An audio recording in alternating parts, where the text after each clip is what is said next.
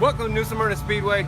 I'm Adam Lowry, as always, standing with the myth, the man, the legend himself, Mr. David Rogers. Appreciate you joining me. No problem. Well, I had a couple questions I want to ask you. It's maybe not be too target race related, but more story piece. How long you been racing? I've been racing since 1973. 1973. Yeah. It's a long time racing. Long time. Well, I guess the not question. many people have stayed around that long. No, I'm surprised I have myself. I guess the following question would be, how much longer do you plan on racing? Until I quit enjoying it. Right now I still enjoy racing. It's still fun to me. It's my golf game. It's my fishing. It's what I do, and I enjoy it. So as long as I stay enjoying it, still can halfway do it, I'm going to keep doing it. What is it about the racing itself? Maybe what got you into it in 1973, but what was it about the racing itself that you love so much? Well, you know, you never know till you do it. Before I started racing, my family were in the car business, in the used car business, so I'd always been around cars and mechanics of it, what have you. My brother owned a race car. I went and helped, but really I was a senior in high school, so it was more about partying on the weekends with my friends and going to wherever they were all going. Racing wasn't a big part of it, so I would help some on the race car then, but not a whole lot. So when a season got over, they were running in Volusia County on dirt. The season got over, and my brother called me. That was a Saturday night. He called me Sunday morning. My brother owned the race car and the truck, the whole deal. He called me and he said, "You want to take the car, get a couple of your buddies and take the car and go to Ocala and race." Ocala is a quarter-mile dirt track. I said, "Sure." At the time, a guy named Larry Flynn was driving our car. So I said, "Is Larry going to meet us there?" And he goes, "No, you drive it." I said, "Well, I've never driven it before." He said, "You don't want to do it?" And I said, "Oh yeah, sure I'll do it." So the only thing I'd ever done before was loaded on the truck, unloaded off the truck. That was about my race car driving experience. So I got a couple of my buddies from the neighborhood, and we went to Ocala. We went to Ocala and raced, and we ran the first heat race. Got in a little wreck. It bent the front end around on it, and the guy that had been driving the car on Saturday night, he's like, "David, I'll help you fix it if you let me drive it." And I said, "No, my brother Bobby told me to drive it, so I'm driving it." So we just straightened it. Back then, cars was a lot different, not quite as high tech as they are now. So we straightened the front end, put it back together. Ended up starting the feature, and just by dumb luck, we finished third in the first feature I ever raced. A born natural driver. Well, born lucky that day anyway. But anyway, after that, I really had the bug, and me and my buddies loaded it up on the trailer and on the truck, and got back home. And I was living with my parents at the time, and of course there was no cell phones, none of that. So my mom was on the phone with my brother when I walked in the door, and she goes, "Oh, your brother wants to know how you did Mario," like Mario Andretti, you know? Yeah. And I said, "Tell him third," which was good for where the car was normally finishing, you know. And he's like, "No way." And so I had $90. I pulled $90 out of my pocket and showed my mom, "Look, I got $90. And she goes, "Bobby, he's not lying. He really did. He's got $90. So from that time on, I started driving for the family, and been doing it ever since. So brother was done, and you took over the wheel after that? Well, no, my brother wasn't driving. He was the owner. That's right. Yeah, he was just the owner. So when from that day on, I was the family race car driver, and then my brother got out of it in the probably early 70s.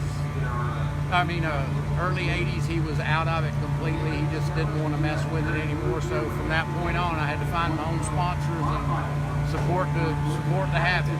And so, trial by fire to begin with. Yeah, oh yeah.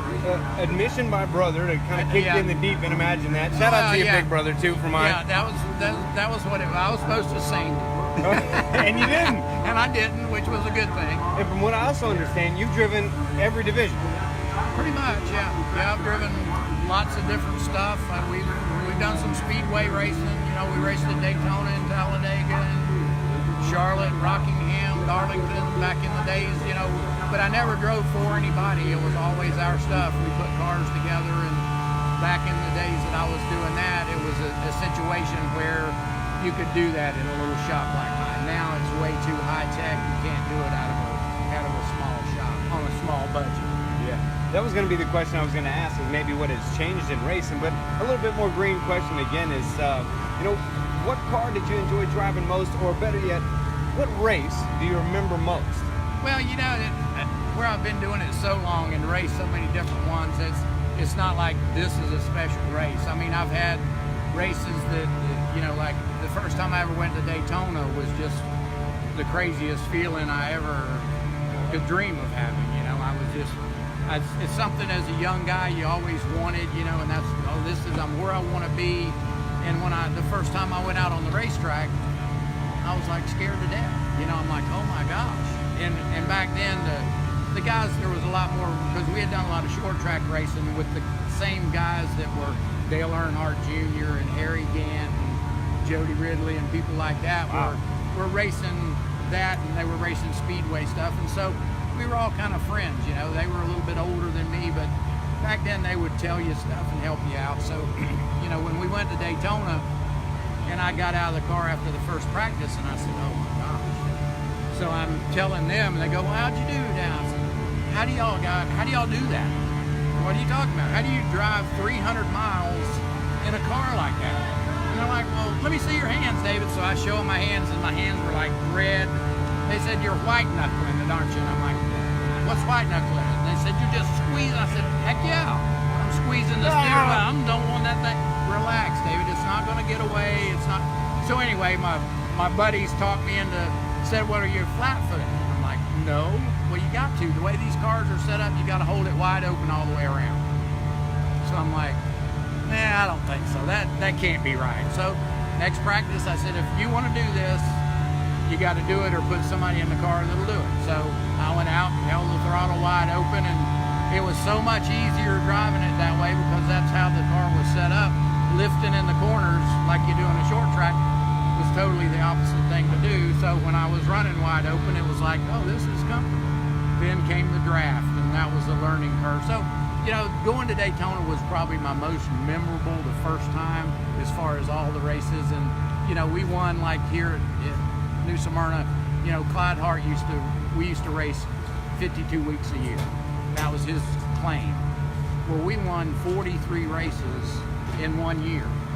And wow. I ran second in the points that year.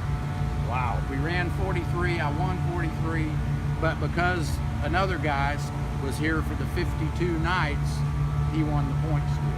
So, and it was funny, because I used to ask Clyde, let us off for New Year's, let us off for Christmas. We got families, and I would take off for those, Yeah. I just had to. I mean, it was survival, Yeah. But he said, David, I can't let you guys not be here racing, because if I let you off, then you might decide you like bowling or something. Oh. And that was his favorite thing to say, oh, you might decide you like bowling if I let you take off from racing, which was his theory. He wanted you to be here and race. So what a perfect story for the Clyde Hart for the Memorial, Clyde Hart, too. Yeah, he was a neat old man. He was a wonderful guy. And like people would say, well, Clyde, it's cold or it's rainy, and all the people. He said, you want me to go sit in the stands? I'll sit up there if it makes you. Or at 10 o'clock at night, he'd vote, do y'all want to stay and race? And it was like the meeting here. Let me hear you. Yeah, we might as well, yeah. Okay, we're going to stay.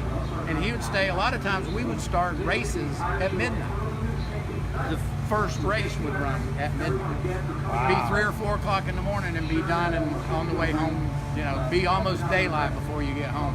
Man, I could sit here all night and listen to these stories. As a matter of fact, I'd like to invite you. Well, when you've been racing as long as I have, you got a lot of stories. Well, I want to keep hearing them, because Brian Stevens actually has started we're going to start a new podcast we're going to launch from here. Probably be filming from up in the boxes and all, where we can actually sit down and try to get all those great stories out of you, just like the ones you've shared Right. today.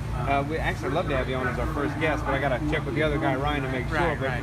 I appreciate you sharing those, and just to be a little present too about tonight. Is there something that you're expecting tonight in tonight's races? What are you expecting to see? What do you expect? Well, there's not a lot of cars here, but there's several good cars, and it doesn't necessarily take a big field of cars to make a good Clyde race. used to say it only takes two to have a race? That's right. It only takes two, and if those two put on a race, the crowd won't remember that there was nobody behind them, which is very true, And so I think that'll be tonight. You know, the Clyde Hart race is a special race to me because Clyde and I were friends. I mean, he ran me off several times. I mean, I got stories about Clyde telling me it's my way or the highway, or stories like that. And that was Clyde, though. That's the way he was. And you did it Clyde's way or no way. And you know, I respected him for that, but he also respected me because when he would call those numbers, sometimes I'd call his bluff and go away and do something different, you know. But we'd always be back, be buddies again the next week or two, you know. But he was a special man, so this is a special race for me. I'd like to win it just for that, you know. I'm still capable of winning here. 63 years old, you know, a lot of people don't race that long, you know. We've been racing, I mean, a lot of my old racing buddies, Dick Trickle and people like that, they used to come down every speed week. Friends of mine, you know, they're gone. You know, it's like, that kind of gets sad, you know, when you start thinking, wow, you know, this guy's gone, that guy's gone, you know. But I'm still enjoying it. I'm still healthy enough to do it. Yeah, I'm not as sharp as I was when I was 30, but I got a lot more knowledge. That knowledge goes a long way, especially in a 100-lap race. So, Yeah, 100 laps. the last part of the race, the last 10 laps is when you want to be really good, not the first 10. Well, I'm so glad you didn't pick up bowling. And you Me keep, too. And you keep coming out here. You were actually the first driver I spoke to when I first took over as the marketing guy out here. You were kind to me then. You've been kind now and kind to Clyde as well. And I appreciate you sharing. I look forward to having you more on the, Yeah, on the you show. know, I mean, the reason I'm here is because I love racing. That's what you're not going to find in some of the younger guys. They're in it for the stepping stone to be a big star. You know, there's no guys around. They're here 2 years, maybe 3 years, and then they're gone. Because if they're backers, their family usually. Like if Rick Hendricks hadn't called in 3 years, I've spent so much money on you. And the kid's on his phone like, okay, Dad, you know. So they kind of live through their parents are living, trying to make them a star, you know. But old racers like me, there's not any, you know. There's very few, let's put it that way. So, but I enjoy it. I still enjoy it. This is what I do, and I love racing. I made some sacrifices tonight because it rained before we got to qualify, and so we're starting in the back where I should be starting up toward the front. We're starting in the back because I didn't want them to waste time to get me qualified when it's going to cause the race to be later. And if I can win the race from the pole, I can win it from 13th. So, well, I expect to see you up front pretty quick tonight, man. No, it'll be at the end, but we'll be there. Oh, I appreciate it, man. Okay, Thank you so much. Thank you. Appreciate No it. problem.